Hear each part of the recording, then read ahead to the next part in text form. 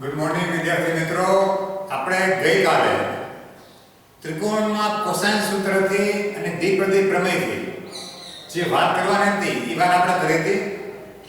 આજે આપણે એનો ઉપયોગ કરીને વિદ્યુત ડાયપોલને કારણે વિદ્યુત ડાયપોલના કેન્દ્રથી r અંતરે જેનો સ્થાન સદિશ r છે એવા કોઈ બિંદુ p આગળ ક્ષેત્ર કેટલા વિદ્યુત સ્થિતિમાન કેટલું હોય તેનું સૂત્ર આપણે મેળવવું છે.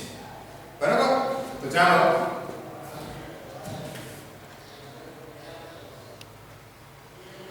વિદ્યુત ડાયપોલ ને લીધે સ્થિતિમાન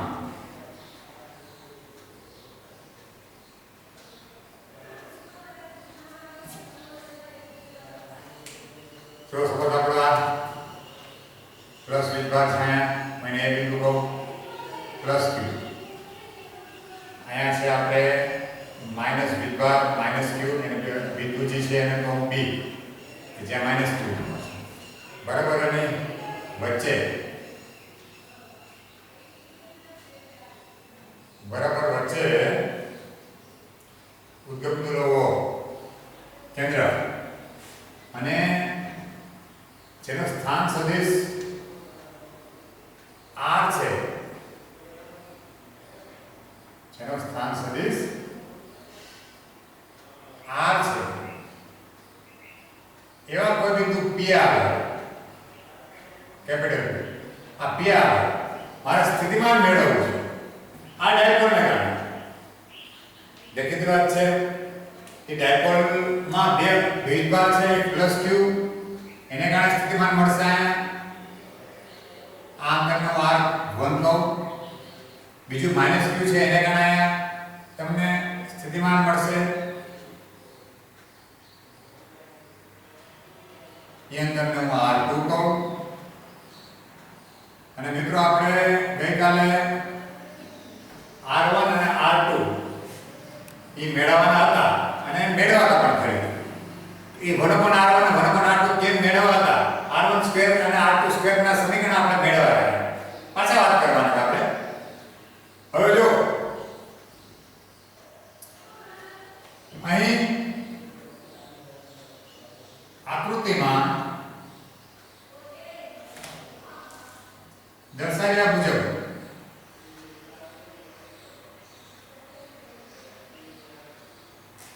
આકૃતિમાં દર્શાવ્યા મુજબ P બિંદુ આવે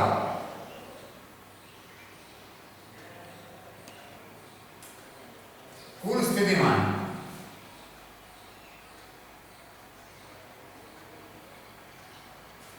V બરાબર, હવે આ Q ને કારણે લઈ મળશે આપણને K Q ને અંતર છે R1 અપોન R1 પ્લસ આને કારણે P બિંદુ આવે એટલે કે K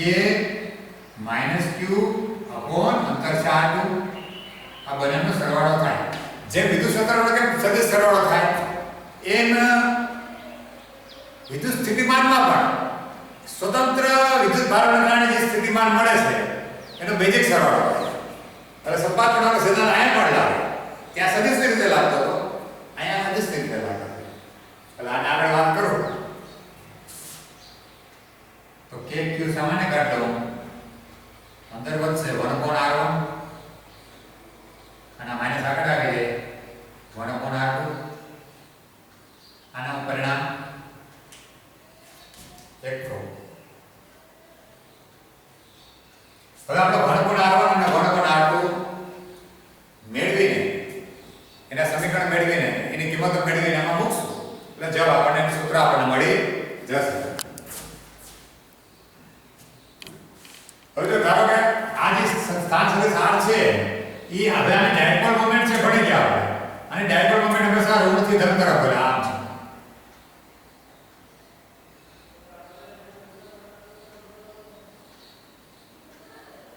આ p સ્મોલ p યાદ રાખજો. અને આ ડાયપોલ મોમેન્ટ છે એની સાથે સપોઝ સ્થાન સદિશ r છે એ થીટા ખૂણો બનાવે છે. આ ખૂણો છે આ થીટા ખૂણો છે. આ ડાયપોલ મોમેન્ટ છે ઋણ થીટા અંદર અને એ ડાયપોલ મોમેન્ટ જે છે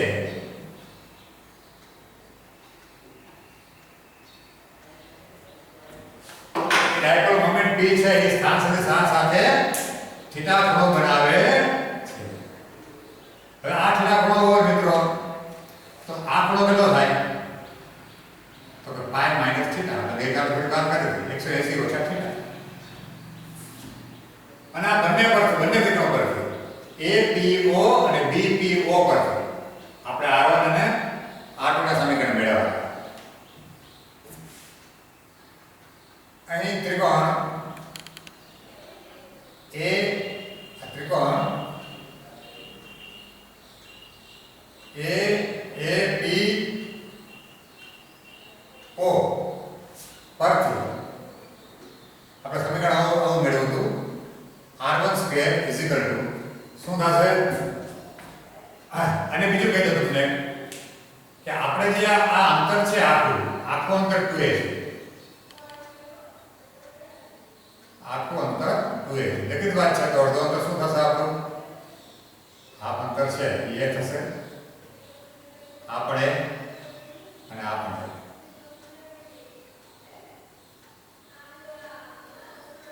તો આપણે સૂત્ર આવું મેળવ્યું હતું cos θ બરાબર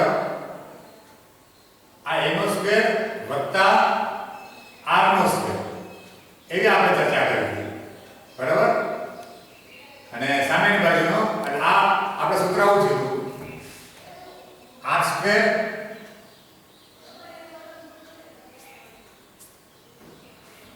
આપણે પહેલેથી લે તો વાંધો નહીં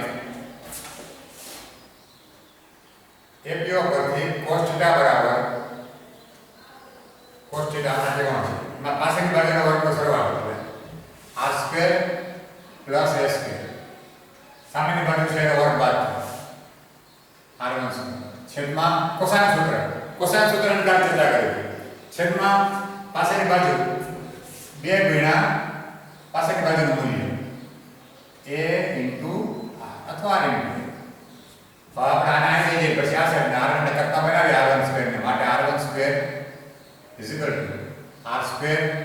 પ્લસ a સ્ક્વેર આ ગુણાઈ જાય પછી આમ છે -2ar cos θ બરાબર. અને માટે હવે પછી આમાંથી આપણે r સ્ક્વેર સામાન્ય કાઢી નાખીએ તો અંતર વધશે આપણને r સ્ક્વેર 12 ને 5 અહીંયા r સ્ક્વેર છે નહીં તો ભાંગશે ને સામાન્ય કાઢીએ 9 હોય તો ભાંગે અહીંયા પણ ભાંગશે અહીંયા કાંઈ છે નહીં એટલે ભાંગશે r સ્ક્વેર ભાંગે r સ્ક્વેર હું કીધું સામાન્ય કાઢ્યું r સ્ક્વેર સામાન્ય કાઢ્યું એટલે r સ્ક્વેર ઇન્ટુ કૌંસમાં 1 plus a square upon r square. હવે જો આ પદને પેલા લખી લો r આ ગયા એકવાર ઉપર આ નીચે r સ્ક્વેર એટલે આ પદ પેલા લખી લો -2a cos θ અપોન r આ પદ પેલા લખી લે પછી આ a square upon r square. અહીં આપણે જોઈએ છે કે એની સરખામણીમાં આ અંતર બહુ મોટું છે. આપણે એક વાત મુદ્દાની લેવાની છે કે r છે અહીં r very greater than a છે માટે આ બહુ મોટો હોય તો a અને a upon r ની બે ઘાત વાળા પદ અને એનાથી મોટા પદ વધુ ઘાત વાળા a upon r ને એક ઘાત વાળો પદ રાખીએ અને એનાથી મોટા પદ છે આ બધા આપણે આવું ગણીએ a square upon r square પછી બધા નીચે વધારે પદ આવતો હોય એવું ગણીએ આપણે અત્યારે પણ આવું ગણી શકાય. આમ જોઈએ કાકા આવું ગણી શકો તો તમારા થશે આ રીતે આને કાઢી નાખો આ પદને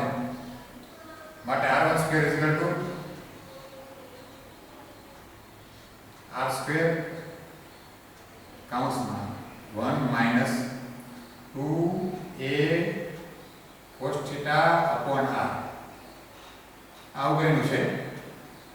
આ પદને એટલે લગભગ કહી શકવાનું લગભગ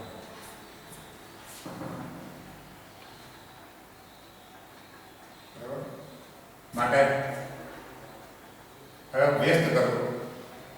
1/r1 સ્ક્વેર અથવા રૂટ કાઢ નાખું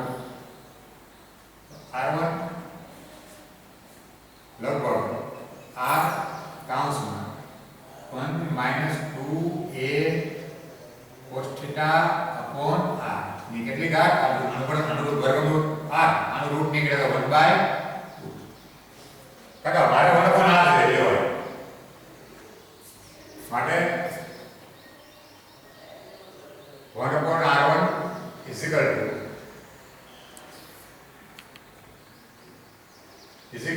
અલા તો લગભગ જ છે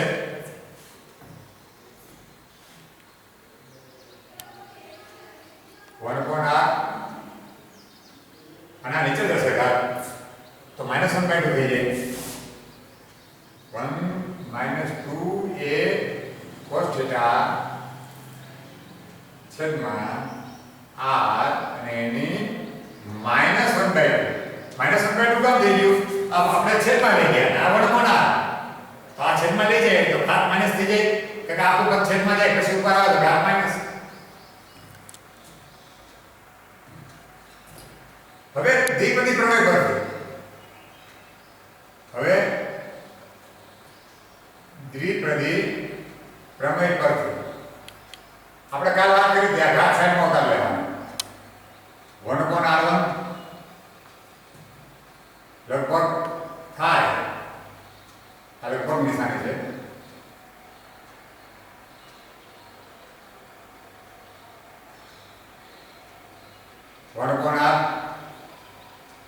આ ઘાત કાલે વાત કરી છે આપણે ઘાત ક્યાં ઉતરી જાય સાઈડમાં 1 સાઈડમાં ઘાત ઉતરી જાય તો માઈનસ માઈનસ પ્લસ અને આ 1/2 આ તો છે * 2 a cos θ છેદમાં r આના બરાબર આપણે શું લખી શકીએ બરાબર 1/r જો બે ગયા જુદા ઘાત સાઈડમાં ગયા સાઈડમાં ઉતરી જાય માઈનસ માઈનસ પ્લસ થઈ ગયું 1/2 ઉતરી ગયા બે ગયા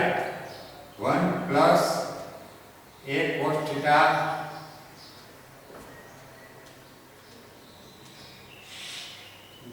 અહીંયા આપણે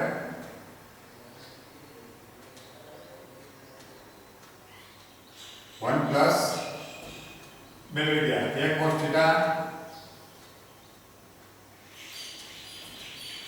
upon r આ આપણે મેળવ્યું 1/r આ પ્રમાણે r ને ગણતરી કરશું તો 1/r2 મળશે આપણને 1/r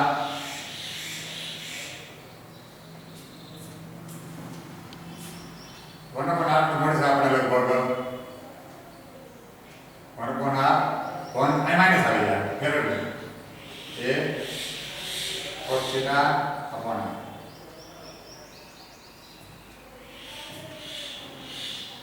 હવે જો 1/r1 મળી ગયા 1/r2 મળી ગયા બંનેની કિંમત એકમાં મૂકીએ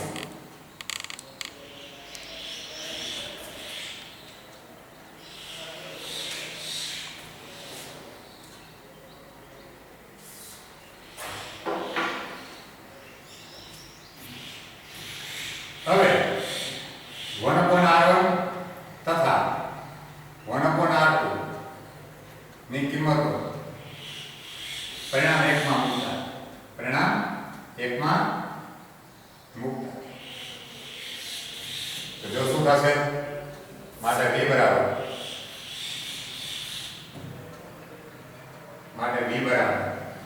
k q upon 1/r1 એટલે શું છે અને ગુણ નાખીએ તો 1/r અને આ ગુણાઈ જાય plus a upon r square cos θ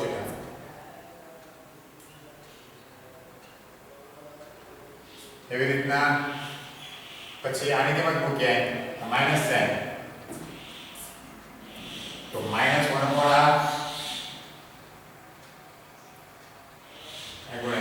પછી માઈનસ માઈનસ પ્લસ અને r સ્ક્વેર પર 1 cos θ છે નીચે r સ્ક્વેર બરાબર આ પદ ના પદ બે પદ આપણે આયા મૂક્યા આગળ માઈનસ છે માઈનસ માઈનસ નું થઈ ગયું અહીં પ્લસ તો તમે જો આવી જાય છે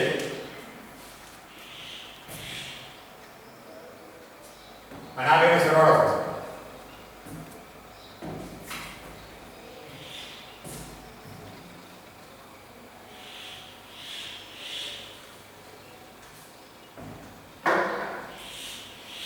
માટે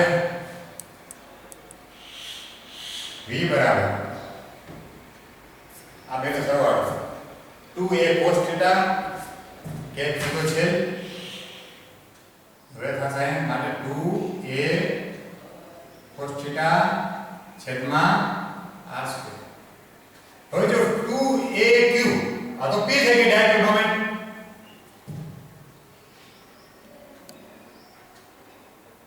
માટે k 2aq એટલે p કહેવાય સ્મોલ p ઇન્ટુ cos θ છેદમાં r સ્ક્વેર કારણ લખો અહીં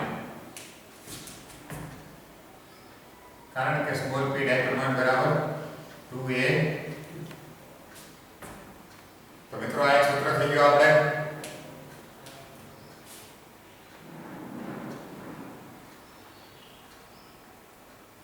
આપણે સૂત્ર છે આનો મેં નંબર આપું તો તમે જોશો કે આ સૂત્ર પરથી કે ડાયપોલને કારણે જે સ્થિતિમાન મળે છે p બિંદુ આવે r અંતરે કેન્દ્ર એ માત્ર અંતર ઉપર નહીં પણ ખૂણા પર આધારિત ખૂણા ઉપર પણ આધારિત છે કોની સાથેનો ખૂણો તો કે ડાયપોલ મોમેન્ટ p આ ડાયપોલ મોમેન્ટ p અને સ્થાન સદિશ p નો r એની વચ્ચેના ખૂણા ઉપર પણ આધારિત છે બે વસ્તુ પર આધારિત છે p નો સ્થાન સદિશ ડાયપોલના કેન્દ્રને સાપેક્ષ અને ડાયપોલ મોમેન્ટ આરે સ્થાન સદિશ p ના સ્થાન સદિશ બનાવેલા ખૂણા પર પણ આધારિત છે આ આપણે સમજવું જોઈએ એટલે ખૂણો ખબર હોવી જોઈએ અને સ્થાન સદિશ નું માન ખબર હોવી જોઈએ તો આપણને મળી જાય હવે આને બીજી રીતે પણ લખી શકીએ આપણે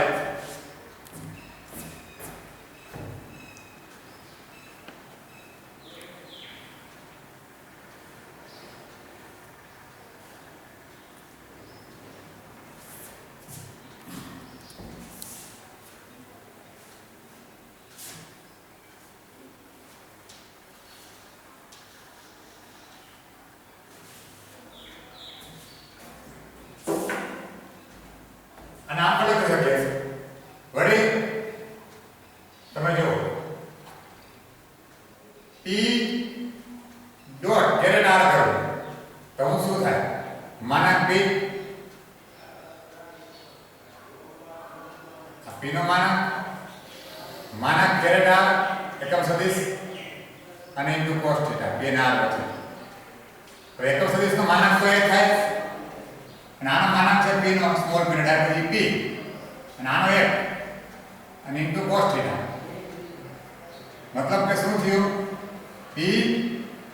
cos θ આનો અર્થ એ છે કે p cos θ ની જગ્યાએ હું p ડોટ r મૂકી શકું માટે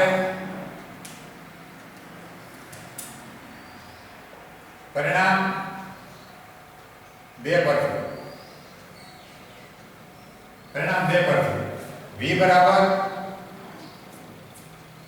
p cos θ ની જગ્યાએ આપણે મૂકી શકું p ડોટ r મૂકી શકું p cos θ ની જગ્યાએ p ડોટ r કેરેટા p ડોટ કેરેટા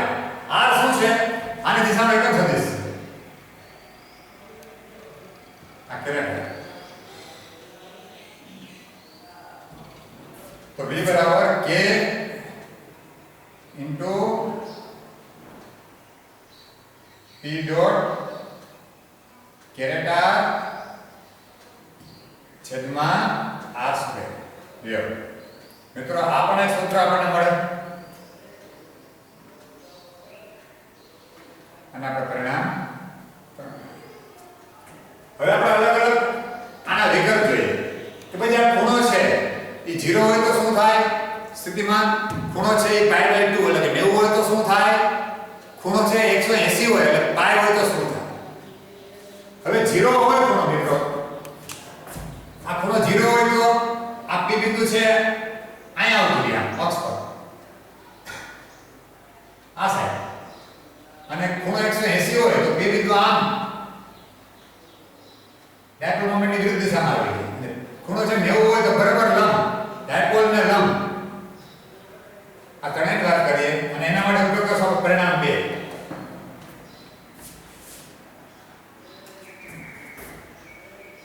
પરિણામ 2 પરથી જો θ = 0 ડિગ્રી તો આ 0 મૂકો હોય તો v = k p cos 0 degree છેદમાં r², એટલે કે cos 0 લે એટલે કે kp r² પ્લસ જો θ = 90 ડિગ્રી તો v = kp cos 90 છેદમાં r². મિત્રો cos 90 એટલે 0 ગુણ્યા કાંઈ પણ એટલે 0 માટે v બરાબર શું થયું? 0.